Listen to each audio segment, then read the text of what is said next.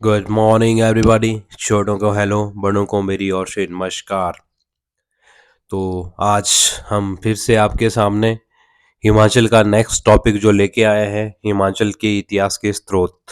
Okay, तो first of all हम क्या करेंगे, पहले हमको डेली की तरह ही मैप को निहारना है, मैप को देखना है और मैप की लोकेशन देखना है। मैप में कि हिमाचल प्रदेश की लोकेशन इंडिया मैप में कहाँ है। तो आपको यहाँ देख लेना है कि नॉर्थ में हिमाचल प्रदेश की लोकेशन है और उसके ऊपर जो दो यूटी टच करती है नॉर्थ में, ठीक है, केंद्र शासित प्रदेश, दो यूटी है, लद्दाख और जम्मू कश्मीर, ठीक है।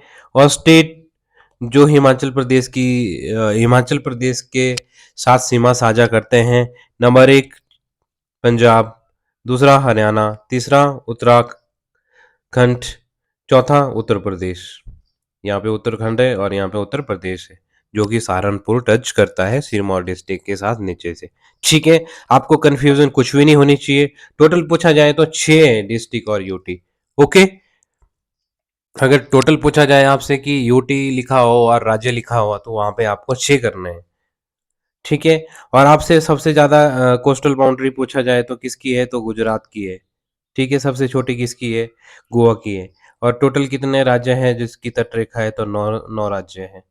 ठीक है, और 9 राज्य में से क्या क्या है, गुजरात, महाराष्ट्र, गोवा, कर्नाटक, केरला, तमिलनाडु और आंध्र प्रदेश, उड़ीसा और वेस्ट बंगाल, 9 राज्य हैं। और यहाँ पे आपको नॉर्थ ईस्ट का मैप भी जरूर देखना है। ठीक है, और 7 सिस्टर कहते हैं इसको, और 8वां जो ब्रदर है वो होता है सिक्किम, जिसको बोलते हैं, जिसकी राजधानी है गैंगटोक। और आपको पड़ोसी राज्य भी देख लेने, अफगानिस्तान हो गया, पाकिस्तान हो गया, श्रीलंका हो गया, म्यांमार हो गया, बांग्लादेश हो गया, भूटान हो गया, नेपाल हो गया, चीन हो गया। ये भी आपको पता होना चाहिए कि इनकी लोकेशन भारत के मैप में कहाँ है, किस साइड को है। ठीक है, क्योंकि नॉर्थ से साउथ आ जाता है कई बार, और ईस्ट से वेस्ट आ जाता है, या वेस्ट से ईस्ट आ जाता है, आपको लगाने के लिए कि कौन राज्य भाई। और एरिया के हिसाब से देखेंगे तो राजस्थान सबसे बड़ा एरिया है क्षेत्रफल के आधार पे देखा जाएगा तो। ठीक है, अगर पॉपुलेशन देखी जाएगी तो उत्तर प्रदेश की सबसे ज्यादा है। और डेंसिटी के हिसाब से देखा जाए पॉपुलेशन तो बिहार टॉप में है। ओके, और आज के लिए इतना ही मैपिंग, क्योंकि लंबा टॉपिक चला जाएगा। और उसके नेक्स्ट हम देखेंगे कि हिमाचल का मैप देखेंगे। हिमाचल के मैप में भी आपको सेम देखना है कि कहाँ लाहौल स्पीति है, कहाँ कुल्लू है, कहाँ मंडी है, कहाँ शिमला है, कहाँ सोलन है। ठीक है, और इसमें आज हम बात करेंगे बिलासपुर की। बिलासपुर डिस्ट्रिक्ट की आपको सीमा देख लेनी है। इसके साथ हमीरपुर टच करता है, ऊना टच करता है, सोलन टच करता है और मंडी टच करता है। तो 4 डिस्ट्रिक्टें ऐसी है जो बिलासपुर के सीमा के साथ जो है टच करती है। तो 4 डिस्ट्रिक्टें हैं जिनका नाम है, नॉर्थ में देखा जाएगा तो हमीरपुर, ऊना, मंडी, सोलन। ठीक है, आज के लिए इतना ही हो जाएगा, मैपिंग का काफ़ी हो जाएगा। यहाँ देखा जाएगा तो चाइना टच करता है, जो कि इंटरनेशनल बाउंड्री है। ठीक है, यहाँ पे पंजाब है। ठीक है, यहाँ पे उत्तराखंड है, यहाँ पे हरियाणा है। ओके, तो ये यूपी है आपको जो दिख रहा है थोड़ा थोड़ा। कभी कभी कहीं कहीं कंफ्यूज करते हैं कि यूपी नहीं है, तो यूपी यहाँ पे है सिरमौर में। ओके, यहाँ आपको अच्छा दिया गया है। यहाँ पे लद्दाख है टॉप में, और यहाँ पे जम्मू कश्मीर है। पूछा जाएगा तो चंबा के साथ यहाँ पे जम्मू कश्मीर है, और यहाँ भी है चंबा लाहौल स्पीति के साथ, और लद्दाख भी है। दोनों टच करता है, जम्मू कश्मीर और लद्दाख। ठीक है, और चंबा डिस्ट्रिक्ट नहीं टच करती है लद्दाख को, इतना भी आपको पता होना चाहिए। आज हम बात करेंगे हिमाचल के इतिहास के स्रोत। तो पहले हमको साहित्य स्रोत के ऊपर ध्यान देना है, जिसमें कि साहित्य स्रोत में है पुराण। पुराण में कौन है, विष्णु पुराण, मार्कंडेय पुराण, स्कंद पुराण। ठीक है, कितने पुराण हो गए, 3 पुराण हो गए, विष्णु, मार्कंडेय और स्कंद। ठीक है, 3 पुराण हो गए। रामायण, महाभारत, ऋग्वेद में भी है। ठीक है, साहित्य स्रोत की बात कर रहा हूं मैं। पाणिनि की जो अष्टध्यायी है, ठीक है, और बृहत संहिता है, किसकी है, बारहमीर की है। कब लिखी गई थी, 6ठी सेंचुरी में। कौन सी लैंग्वेज में थी, तो संस्कृत में थी।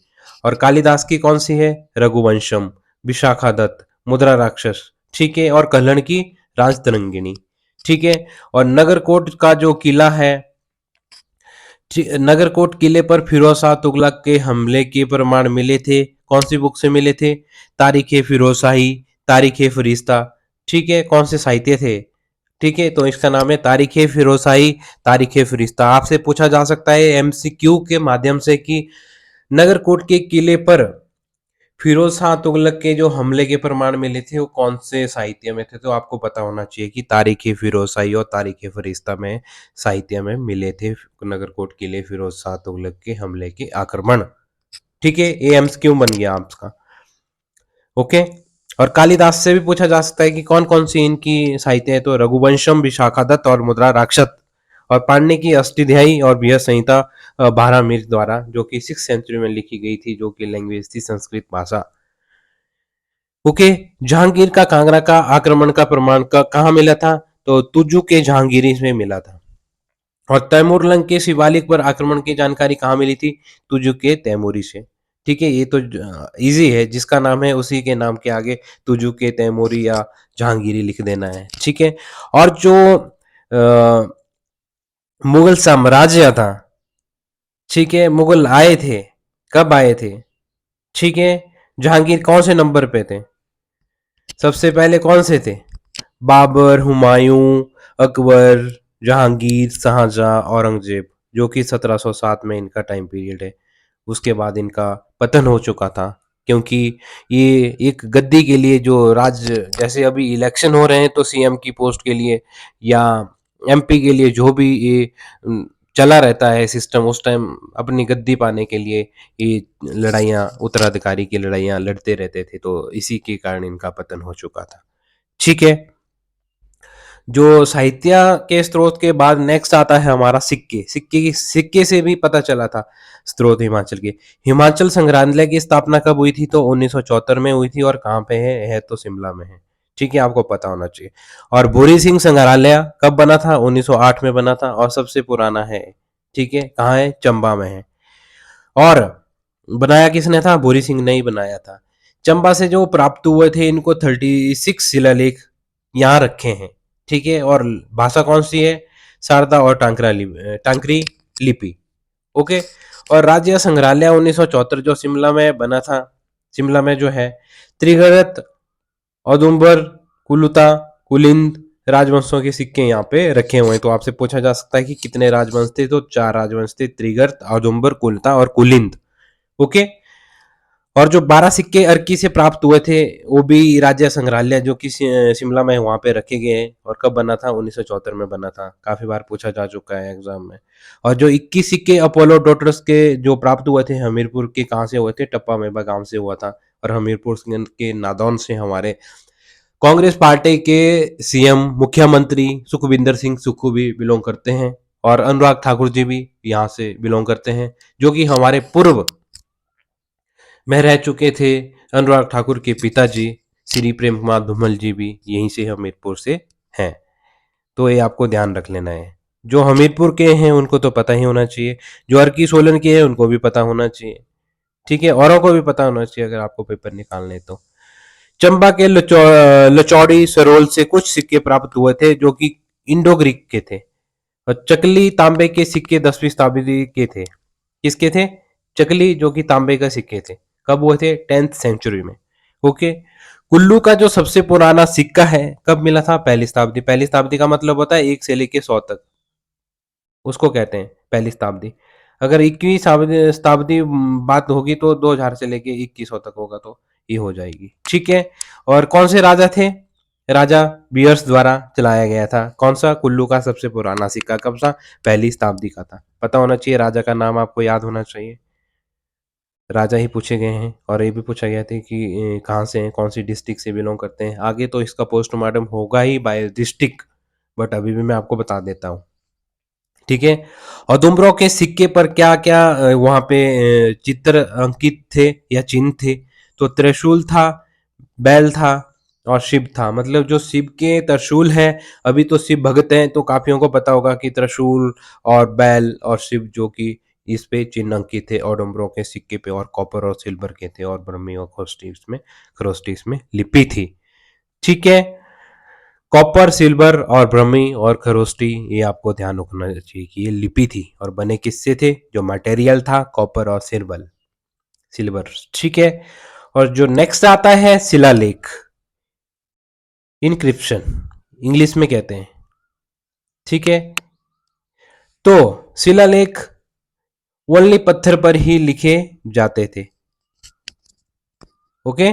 और कांगड़ा के पथियार और कनिहारा से भी मिले थे ये शिलालेख। कौन सी लिपि के थे? ब्रह्मी और खरोष्टी लिपि के ही थे। जो पहले मिले थे वो ब्रह्मी लिपि के अर्लीस्ट जो है। ठीक है। ये 2018 में भी पूछा गया था, तो आपको ध्यान रखना चाहिए यहाँ पे। और सुनपुर गुफा शिलालेख हाटकोटी शिमला में है। ठीक है। और मंडी की, जो हम मंडी से हैं तो हमें मंडी का तो पता ही होना चाहिए कि सोलोनो शिलालेख है। अशोक के शिलालेख, जिनको स्तूप भी कहा जाता है, जो कलसी उत्तराखंड, जो कि टोंस यमुना संगम पर जोनसार बाबर क्षेत्र में है। ठीक है। नेक्स्ट हम बात करेंगे ताम्रपत्र की। निर्मंड में 7वीं शताब्दी, जो कि महासामंत समुद्रसेन का ताम्रपत्र है। चंबा से प्राप्त हुए थे 150 ताम्रपत्र। मुस्लिम काल के नहीं थे, पर ये आपको मेंशन किया है मैंने रेड लाइन में लिख के यहाँ पे आपके लिए कि मुस्लिम काल के नहीं थे। ठीक है। ताबो गांव से वर्षों पुरानी एक मम्मी की मूर्ति मिली थी 1967 में। और उन एक्स्ट्रा जानकारी है, 1955 में बीबी लाल और जीसी महापात्रा द्वारा कांगड़ा में पत्थर के हथियार खोजे गए थे। आपसे पूछा जा सकता है कि कब खोजे गए थे, तो 1955 में बीबी लाल और जीसी महापात्रा। ये आगे भी आएंगे जब कांगड़ा डिस्ट्रिक्ट की हम बात करेंगे, जब हम कांगड़ा डिस्ट्रिक्ट का पोस्टमार्टम करेंगे तो इसकी बात हम आगे भी करेंगे। इतना आपको पता होना चाहिए कि मुस्लिम काल के नहीं थे। निर्मंड में कम मिले थे, तो किसके थे, तो समुद्रसेन के थे। तो 7 जो सेंचुरी थी वहां पे थे। चंबा से 150 ताम्रपत्र मिले थे। ठीक है। ये आपको यहाँ से इतना ही जानकारी रखनी है। नेक्स्ट हम बात करेंगे कि हिमाचल के अभिलेख अभिलेख और ताम्रपत्र में फर्क है। ठीक है। अभिलेख क्या होता है? धातुओं, पत्थर, मिट्टी पर लिखे इतिहास को कहते हैं। ठीक है। वो ओनली पत्थर पे ही लिखे जाते हैं। 3 प्रकार के लिखे गए थे, बट शारदा, ब्रह्मी और नागरी लिपि के। बट आपको याद रखना है कि इंडो ग्रीक के नहीं थे, ये भी मैंने स्पेशल आपको मेंशन किया गया है। ठीक है। और अभिलेख को लिखा है मैंने ऊपर की एपिग्राफी बोलते हैं इसको। ठीक है।